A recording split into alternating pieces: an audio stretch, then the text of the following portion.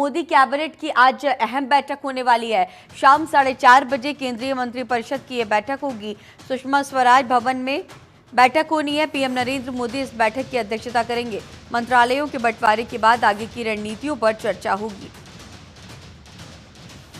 तो ये बड़ी खबर, जहां आज पीएम मोदी बड़ी बैठक की अध्यक्षता करने वाले हैं। पीएम नरेंद्र मोदी इस बड़ी बैठक की अध्यक्षता करेंगे। मंत्रालयों के बंटवारे के बाद आगे की रणनीतियों पर चर्चा होगी।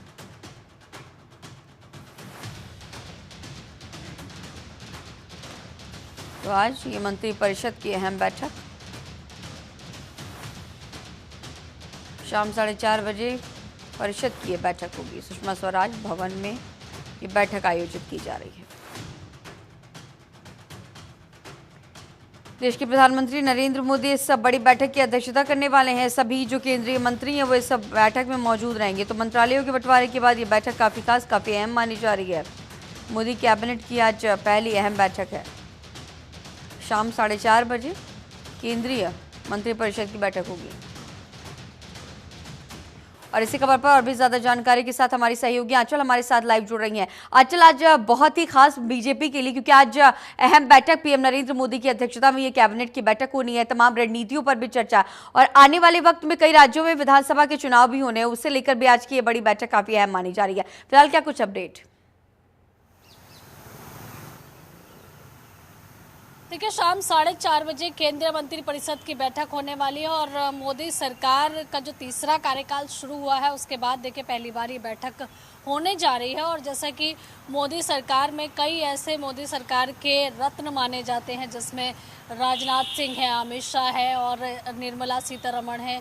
तो ये तमाम शीर्ष नेतृत्व के नेता हैं। चाहे जेपी नड्डा की हम बात करें, जो कि जिनको मंत्रालय दिखे, कुछ लोगों को तो पुराने ही मंत्रालय दिए गए, कुछ लोगों को नई जिम्मेदारी भी मिली है। लेकिन इस बैठक में आगामी जो 25 साल रहने वाले, या यूँ कहे कि देखिए 2047 तक का भी जो पूरा ग्राफ है, यानी कि देश को, राष्ट्र को आगे ले जाने के लिए और एक लेवल पे देश को पहुंचाने के लिए जो है रणनीति बनती हुई नज़र आने वाली है। और आज शाम सुषमा स्वराज भवन में देखिए केंद्रीय मंत्रिपरिषद की बैठक होनी है और इस बैठक में आगामी एजेंडों को लेकर, तैयारियों को लेकर यहाँ चर्चा आज होती हुई नज़र आएगी। और अब ये देखना होगा कि इस बैठक से जो 2047 तक का एक रोड मैप बनाने की तैयारी मोदी सरकार करती है, कौन से ऐसे नए टास्क, कौन सी ऐसी नीतियाँ जो है वो मंत्रियों से चर्चा करते हुए नरेंद्र मोदी नजर आएंगे, जिसके चलते जो उनके मंत्री हैं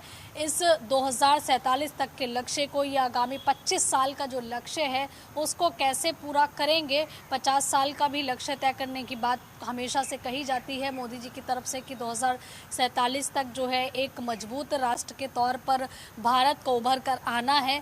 तो इन तमाम एजेंडों पर जो है रणनीति बनती हुई नजर आएगी। अब ये देखना होगा 4:30 बजे, क्योंकि बैठक शुरू होगी, और कौन कौन से नए एजेंडे रहने वाले हैं जिससे देश को विकसित राष्ट्र बनाने के लिए मोदी सरकार आगे बढ़ रही है। अच्छा, जिस तरह से 4:30 बजे का इंतजार है सभी को, क्योंकि 4:30 बजे बैठक शुरू होगी, और विजन की अगर बात करें तो 2047 तक के विजन पर पूरा फोकस है मोदी सरकार का। लेकिन उसके पहले, क्योंकि कई राज्यों में अगर चुनाव की अगर हम बात करें, कई राज्यों में विधानसभा चुनाव है, हाल ही में लोकसभा चुनाव खत्म हुए, तमाम जो डिपार्टमेंट्स है वो डिपार्टमेंट्स बदले गए, तमाम नए मंत्रियों को भी इस मंत्रिमंडल में शामिल किया गया। और ऐसे में अगर विधानसभा चुनाव की बात करें तो कई सारे केंद्रीय मंत्रियों को राज्यों की जिम्मेदारी भी सौंपी जाती है। तो क्या आज इन सभी बैठक में इसकी भी उम्मीदें जताई जा रही हैं?